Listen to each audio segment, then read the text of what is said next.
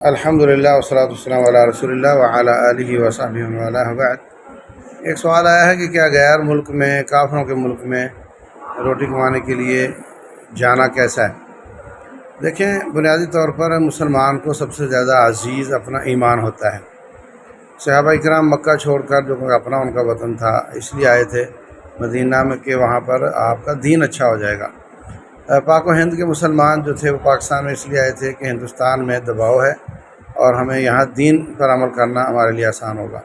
تو حضرت ابراہیم علیہ السلام نے اپنی اولاد کو کعبۃ اللہ کے پاس آباد کیا اور فرمایا، رب انی اسکنت من ذریتی بواد غیر ذی زرع عند بیتک المحرم ربنا لیقیموا الصلاۃ، تاکہ یہ نمازی ہو جائیں۔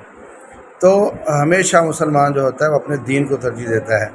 ہم دیکھتے ہیں کہ یورپ میں جتنے لوگ جاتے ہیں، وہ نہیں تو ان کی اولاد نہیں تو ان کی اولاد بہرحال کافر ہو جاتی ہے۔ بورس جانسن کے بارے میں نے پڑھا کہیں کہ اس کا جو دادے کا ابا تھا وہ مسلمان حافظ قرآن تھا۔ وہاں گیا اور دیکھ لیں اس کے بعد کیا صورتحال ہوئی۔ اور ظاہر سی بات ہے کہ وہاں پر بچوں کی تربیت کی اجازت نہیں، آپ کسی کو روک ٹوک نہیں سکتے، تو پھر بچوں میں کیا اثرات ہوں گے؟ یہ بالکل پڑھا لکھا منصوبہ ہے اور اس پہ عمل ہو رہا ہے۔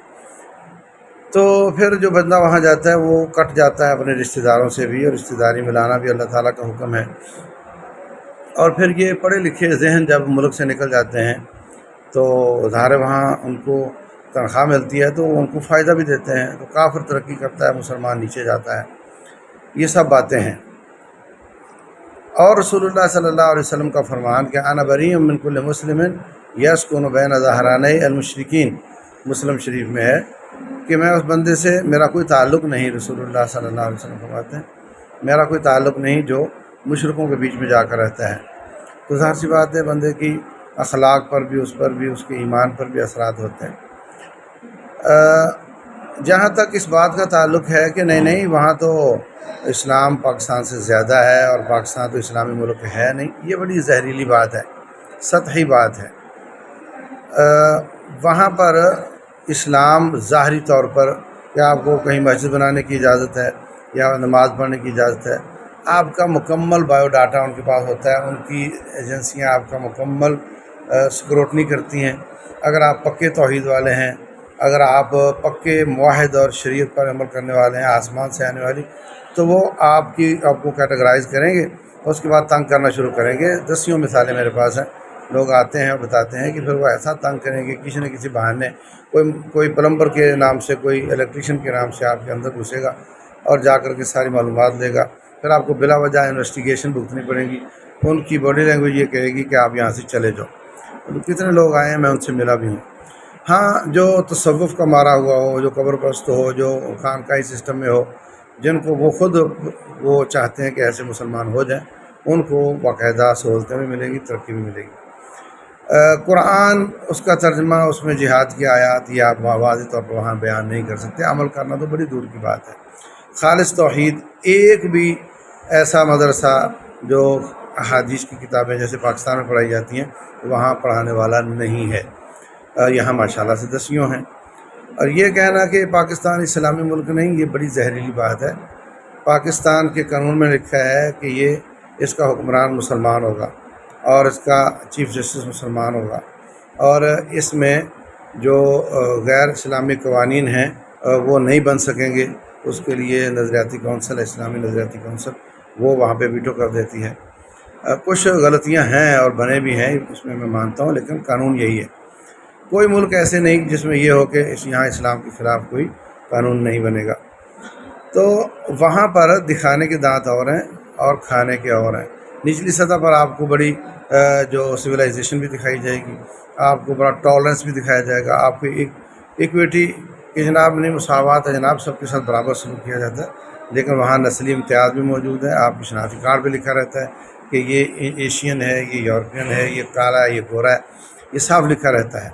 اور آپ کو وہاں پر نفرتیں ملتی ہیں۔ میں کتنے لوگوں کو جانتا ہوں جن کو وہاں شہید کر دیا گیا۔ ایک میجر اسلم صاحب تھے، وہ مدینہ سے فارغ ہوئے بعد میں، ان کو وہاں شہید کیا گیا۔ کہ ہمارے یہاں یوسف باکسر صاحب تھے، ان کو وہاں شہید کیا گیا۔ اور جو وہاں سے بچ کر آ سکے ہیں، انہوں نے اپنی کہانیاں مجھے سنائی ہیں۔ تو ایسا کچھ نہیں ہے۔ بلکہ باقاعدہ اچھا وہاں پہ پاورٹی بھی ہے، غربت بھی ہے، وہاں پہ روڈ پہ بھی لوگ سوتے ہیں۔ اور مجھے ایک بھائی نے بتایا کہ میں ٹہل رہا تھا کسی ہوٹل کے سامنے، تو ایک فیملی آ رہی ہے معصوم بچے کے ساتھ، برف والی روڈ پہ چلتے ہوئے آ رہے ہیں، تو کہہ رہے ہیں مجھے ایک رات کے لیے عزت کی قیمت پر بھی ایک رات کے لیے مجھے ہوٹل دے دو، اندازہ لگائیں۔ تو یہ کہنا کہ یہاں تو اللہ کا فضل ہے، اگر آپ کے مکان کا کرایہ، مکان کی جو لیز بینک نے دیے ہوئے ہے، یا واوڈا کا بل یا سیوریج کا بل یا گیس کا، جو اس کی ڈیو ڈیٹ تھی اس دن رات 12 بجے تک اگر آپ نے پے نہیں کیا، اور لاتے مار کے آپ کو گھر سے نکال دیں گے، آپ کا کنیکشن کاٹ دیں گے۔ یہاں تو اللہ کا فضل ہے ماشاءاللہ سے، 2 مہینے کا بل بھی جمع ہو جاتا ہے اور کوئی کسی کو نہیں نکالتا ہے۔ تو یہ کہنا کہ نہیں وہاں پہ اسلام زیادہ ہو گیا یہاں سے، یہ بالکل غیر حقیقی بات ہے۔ وہاں نفرتیں بھی ہیں اور وہاں پہ بدسلوکیاں بھی ہیں، وہاں قتل بھی ہوتے ہیں، لیکن کچھ دنیاوی حساب سے خوبیاں ہیں جن کی وجہ سے وہ چل رہا ہے، اور عام آدمی کو وہاں کی وہی چمک نظر آتی ہے۔ لیکن یہ جو دائی ہونے کے دعوے کرتے ہیں یوٹیوبر، اور وہ اس طرح کی بات کریں تو پھر وہ بتاتی ہے یہ بات کہ وہ سطحی لوگ ہیں، گہرائی ان کے پاس نہیں ہے۔ وہاں پہ مرنا بھی مشکل ہے، جینا بھی مشکل ہے۔ مجھے ابھی ایک بھائی بتا رہے تھے کہ $15,000 خرچہ آ جاتا ہے میت کو نہلانے دہلانے اور قبر میں اتارنے کا، باقاعدہ پرائیویٹائز ہیں اور وہاں پہ اس کی کمپنیاں کام کر رہی ہیں۔